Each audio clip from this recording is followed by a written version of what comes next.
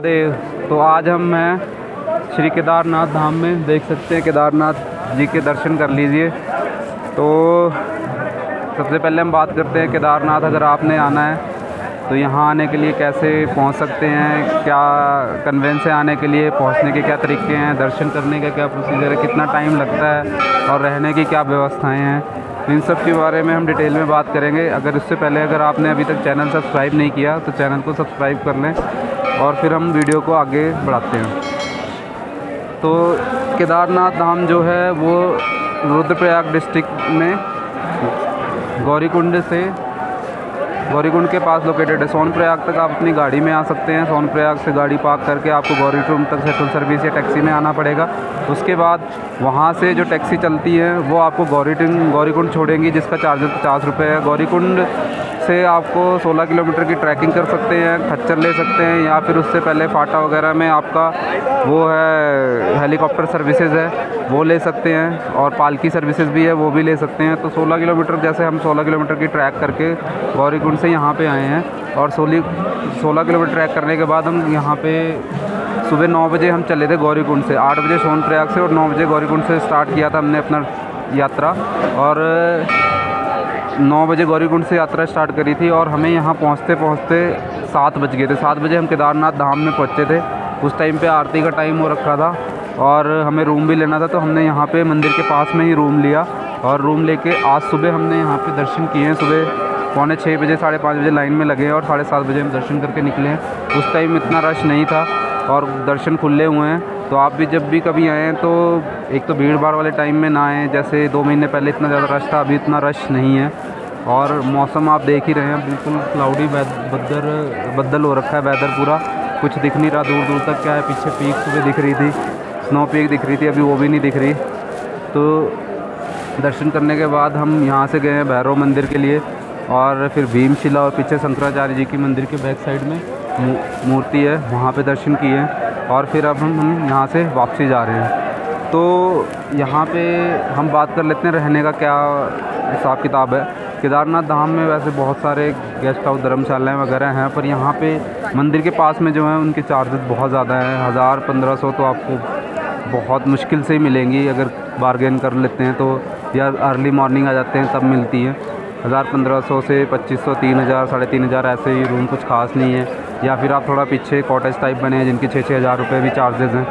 Plus अगर इससे आप सस्ता ऑप्शन ढूंढ रहे हैं तो आप कैंप वगैरह भी है शेयरिंग बेस में, जिसके चार्जेस 200 या 250 रुपये हैं, अलग अलग हैं। और पीछे थोड़ा जाएंगे बेस कैंप जो है वहाँ 100 रुपीज़ से भी स्टार्ट हो जाते हैं। तो रहने के ऑप्शन बहुत हैं, आपको मिल जाएगा, पर यह मंदिर के पास आपको मिलना थोड़ा कॉस्टली पड़ेगा और उसमें ज़्यादा आपका खर्चा आएगा।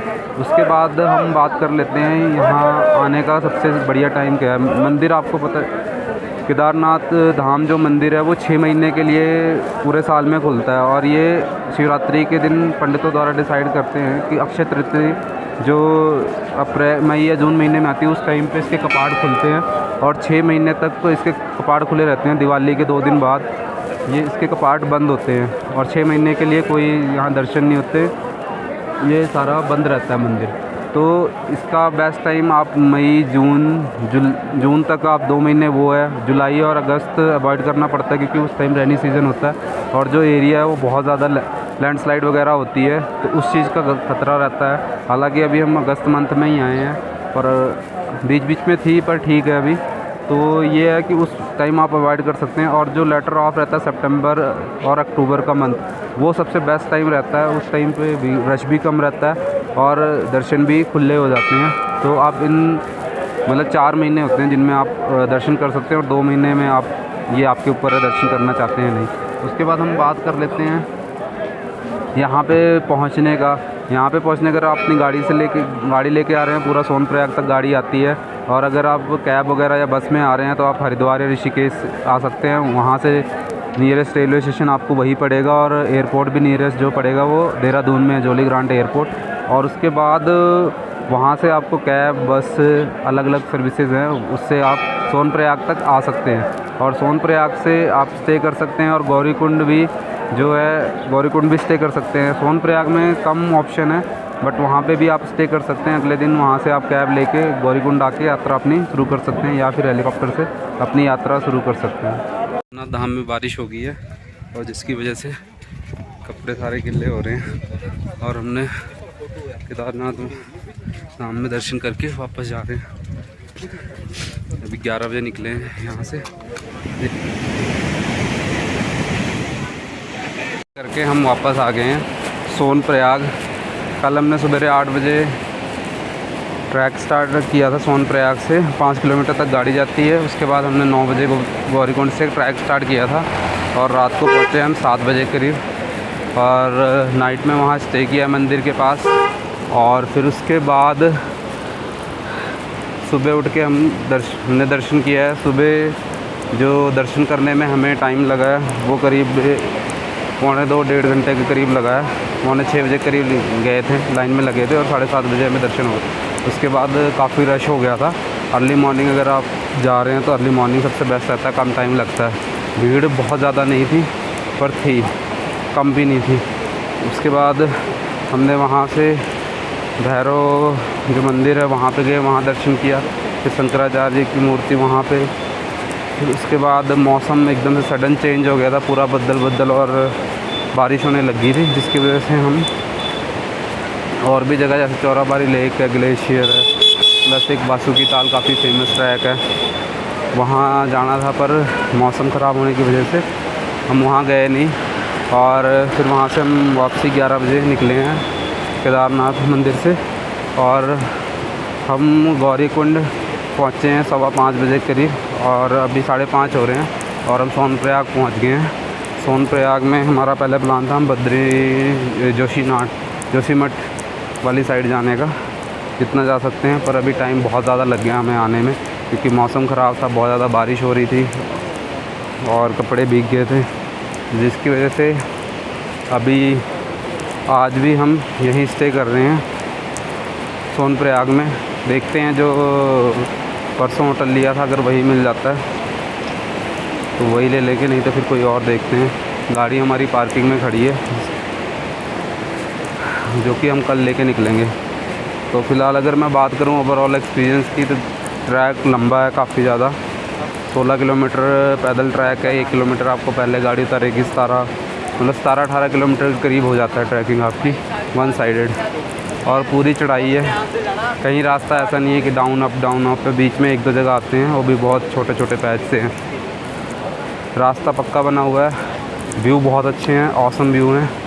और केदारनाथ जो है वो सबसे बेस्ट ट्रैक है और बहुत सुंदर जगह है। मंदिर बहुत प्यारा है, खुले दर्शन हुए हैं। बट और देखते हैं यहाँ रूम मिलता है कि नहीं। बाकी आज सुबह से धूप नहीं निकली है, पूरा मौसम ख़राब ही था। आगे देखते हैं। और हम हैं कर्णप्रयाग में। कल रात को केदारनाथ से ट्रैक करके नीचे आ गए हैं, हम नीचे रुके हुए हैं, और शाम को करीब 5-5:30 बजे पहुँचे हैं नीचे। और इतना ज़्यादा मतलब सुबह से ही कल मौसम ख़राब था और शाम तक पूरी बारिश होती रही है। और कल संडे की वजह से बहुत ज़्यादा रश भी था और यहाँ पे होटल वगैरह मिलने में बहुत ज़्यादा प्रॉब्लम हो रही थी। बड़ी मुश्किल से हमें एक रूम मिला है यहाँ पे, क्योंकि कर्णप्रयाग में इतने ज़्यादा ऑप्शन नहीं है और बारिश की वजह से हम आगे भी नहीं जा सकते थे, कहीं रास्ता ख़राब ना हो। तो फ़िलहाल आज हम यहीं पे रुके हुए हैं और आज हम निकल रहे हैं यहाँ से बद्रीनाथ के लिए। बद्रीनाथ जो कि यहाँ से 2 रास्ते हैं, एक तो है रुद्रप्रयाग हमें जाके जो मेन हाईवे है उस रास्ते से जाएं, और दूसरा एक शॉर्टकट भी है चौकटा वाली साइड से, पर वो 10 किलोमीटर का ही शॉर्ट है। पर यहाँ से जो हमने लोकल से पता किया है कि बारिश की वजह से वो रास्ता ठीक नहीं है लेना अभी। तो फ़िलहाल हम जो बद्रीनाथ वाला मेन रास्ता है उसी से जाएंगे। यहाँ से करीब 230 किलोमीटर के आसपास दिखा रहा है और 8 घंटे की ड्राइव दिखा रहा है।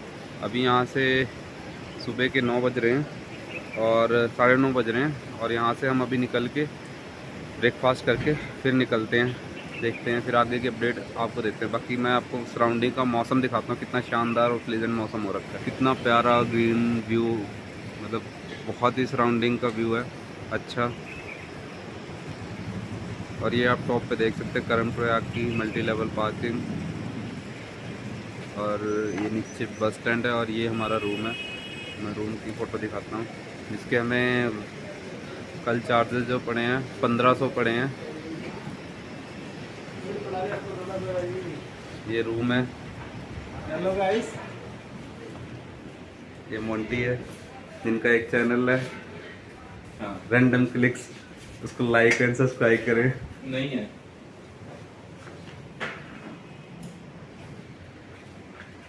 तो रूम ठीक है, अच्छा है।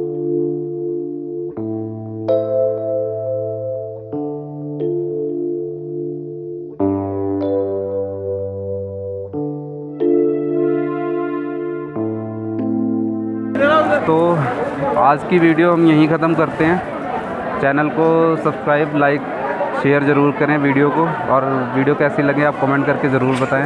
हर हर महादेव।